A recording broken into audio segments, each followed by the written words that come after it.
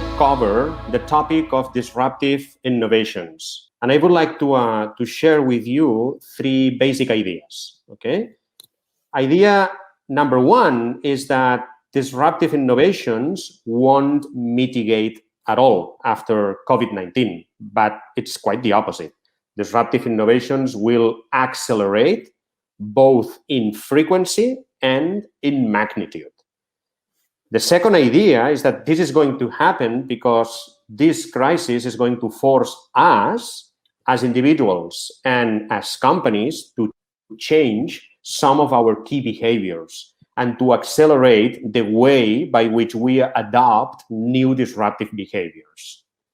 And the third conclusion, the third idea, is that you should create the habit of thinking big to anticipate truly disruptive scenarios, while at the same time, you should think in a very systematic and agile way to make things happen in short increments along the way to your journey to thinking big.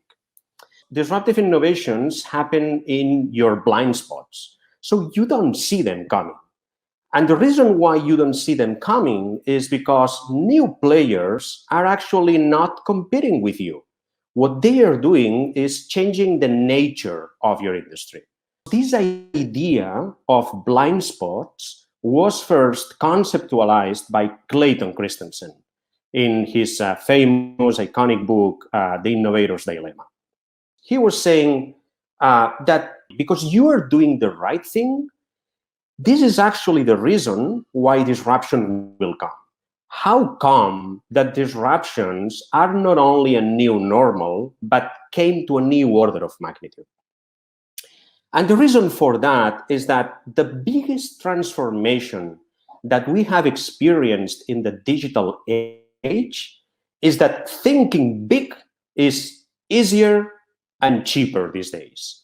So for one, starting up a new business is much, much cheaper. Upfront Ventures, which is a VC from Los Angeles, found that starting up a tech business today is 1,000 times cheaper than 20 years ago. But then what happens here is that after starting up, when you are scaling up, the biggest advantage in the digital age is the possibility that you have to reach an unlimited upside. And this is a concept that was introduced in 2011 by Mark Andreessen, the legendary venture capitalist from Silicon Valley, in a very iconic piece that was titled "Software is Eating the World." So the question here is, what can we expect after COVID-19? Disruptive innovations won't mitigate at all with COVID-19. It's going to be quite the opposite. And we are going to look at this from two different perspectives. So one perspective is from the demand side. From the demand side, customers will start adopting new disruptive behaviors. And the thing is that they are actually forced to do that. From the supply side, companies will also be forced to adopt new behaviors. One of the big reasons why established companies fail to transform is because disruptive innovations are actually architectural innovations. And companies feel very lazy to adopt architectural innovations. And in a context of a radical crisis like this one, companies won't have more options but to embrace those architectural changes. Now, based on this, how can you take action? So our suggestion here is that the biggest risk down the road for you as an executive or for your company is not thinking big enough.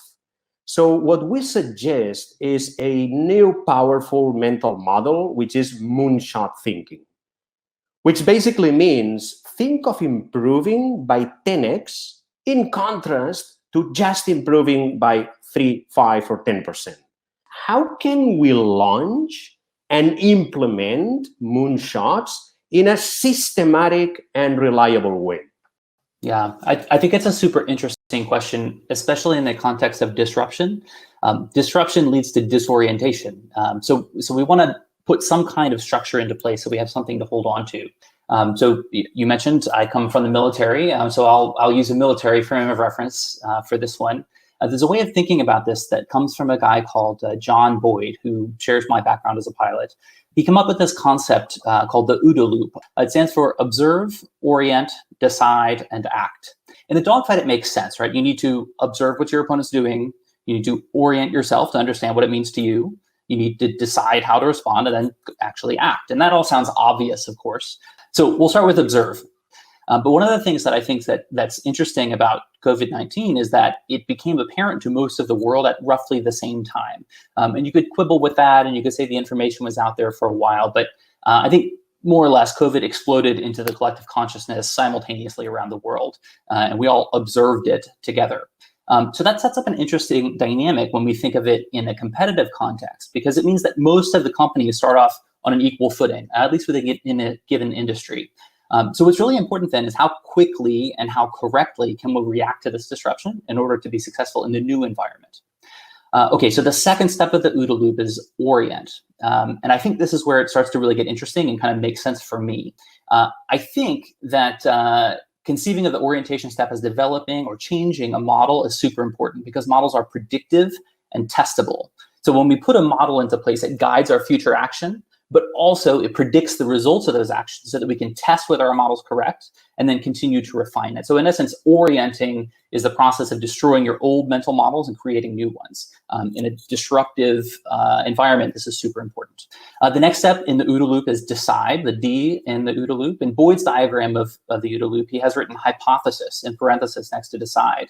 So when you make a decision about what you're going to do, you're making a hypothesis about how the world will behave according to your model.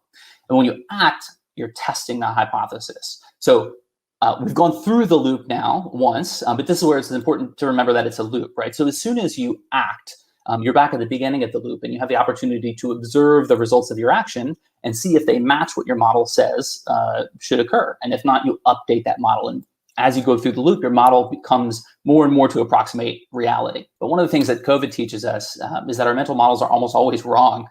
The way that we converge on a model is we have to be explicit about what the model is. We generate hypotheses informed by that model, then we test them. We update our model based on the results, and we continue going through that loop. So this is the way that Lean and Agile helps us, is it gives us a structure around which to continue to quickly get through that loop.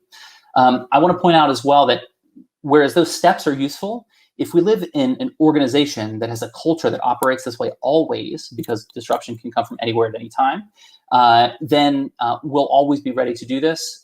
But in fact, it will help us, especially in times of disruption. Thank you so much, TJ, for sharing your wisdom with us. Goodbye, and thank you very much for joining us.